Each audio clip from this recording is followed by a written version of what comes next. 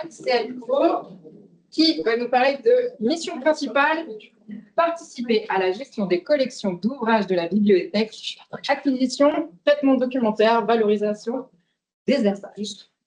Alors, bonjour. Alors moi, j'ai effectué un stage en bibliothèque spécialisée, enfin, la bibliothèque du C2RMF, qui est une bibliothèque spécialisée. Donc, c'était dans le cadre de mon master, donc ma première année de master, et c'est un stage qui a duré 4 mois. Et j'ai été encadrée du coup par Pascal Gillet et Lucie Tanguy. Pour vous resituer rapidement mon parcours, j'ai fait une licence de lettres modernes à Lyon 3.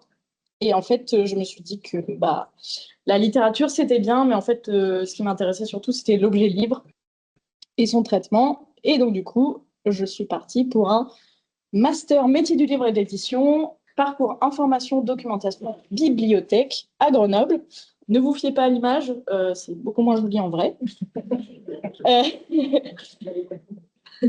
Pourquoi ce stage? Donc, tout d'abord parce que l'université, c'est bien, mais c'est beaucoup de théorie pour très peu de pratique.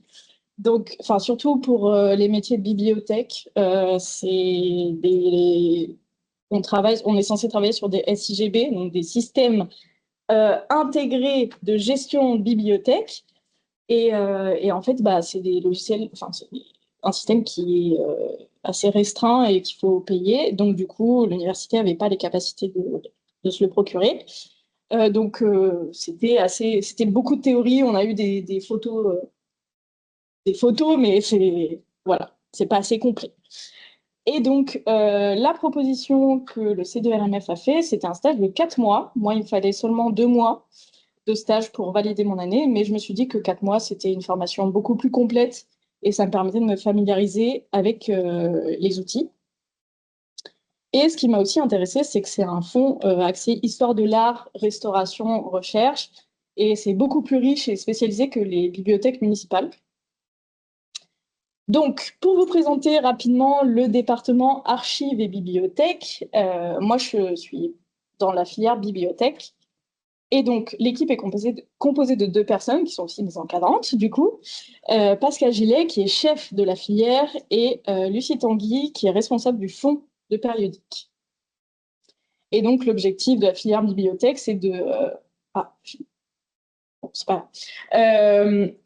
la préservation, la diffusion du patrimoine et garantir une accessibilité aux différentes ressources et aussi de documenter les œuvres. Donc, j'ai eu quelques missions principales. Donc, tout d'abord, le catalogage et les cotations. Je vais expliquer un peu chaque mission, à quoi ça correspond. J'ai aussi eu le nettoyage de données des monographies, mais aussi surtout des périodiques et la valorisation. Donc, pour ce qui est du catalogage et des cotations, bon, là, c'est un peu obscur ce que je vous présente, mais quand un livre est acquis par la bibliothèque, il faut le référencer dans le SIGB. Et donc, du coup, on crée un exemplaire où, en fait, chaque champ correspond à une information spécifique. Et donc, c'est un sorte de langage qui est très normé. Donc, on ne peut pas mettre n'importe quoi. Et du coup, c'est vraiment répertorié. Donc, par exemple, en 920, c'est ça. Donc, en données spécifiques, on va mettre si c'est une monographie, un périodique, tout ça, beaucoup de choses différentes. Et chaque sous-champ, là, c'est pas écrit, mais le B, A, tout ça, correspond à quelque chose aussi. Et une fois qu'on a catalogué, on va mettre un petit code barre qui va relier tout ça au livre physique. Et donc, bon, là, je vous ai mis le dos d'un livre physique. Et on va aussi le coter. Et donc, du coup, pour le coter, on a des codes, on va dire.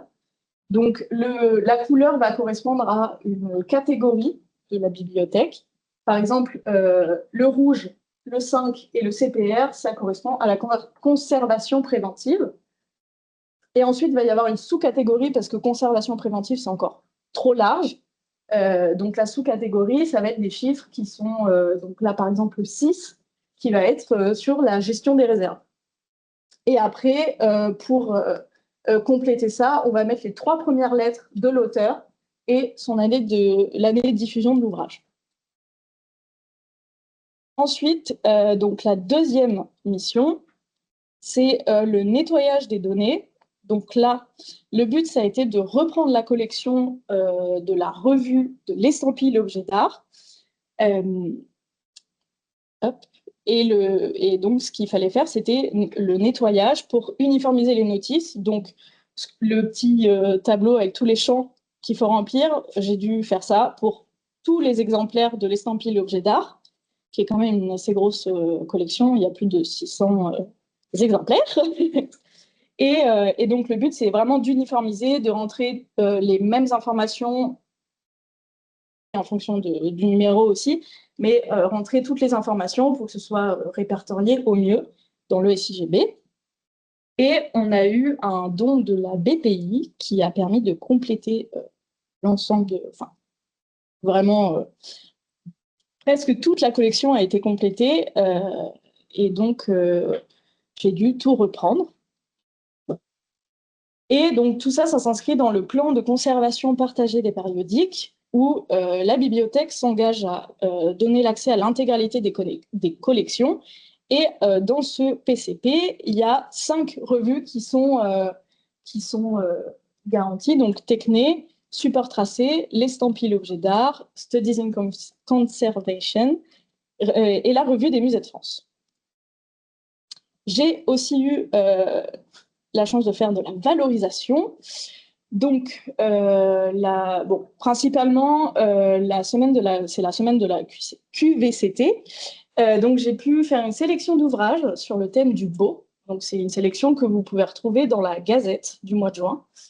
Voilà, je vous ai mis un petit, la petite catégorie où vous y avez accès, mais aussi on a un carrousel dans la bibliothèque avec tous les ouvrages.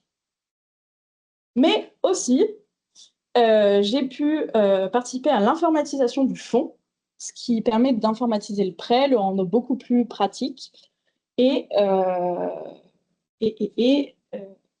j'ai aussi participé à l'actualisation de la signalétique et je vais aussi participer à la finalisation du référentiel de catalogage des monographies, qui est une sorte de guide de bonne conduite, enfin pas de bonne conduite, mais voilà, de bonne pratique pour les personnes qui vont cataloguer. Conclusion, ce stage m'a permis du coup de confronter les acquis théoriques de ma formation avec la réalité du métier et aussi me familiariser avec un fond plus spécifique sur l'histoire de l'art et la restauration aussi. J'ai appris qu'il y avait besoin de beaucoup de rigueur pour cataloguer tout ça. Et ça m'a permis aussi de me rendre compte des enjeux de la valorisation du patrimoine, l'importance d'une documentation sur les œuvres. Si vous n'avez pas tout compris, comme je suis littéraire, je vous propose une petite recommandation.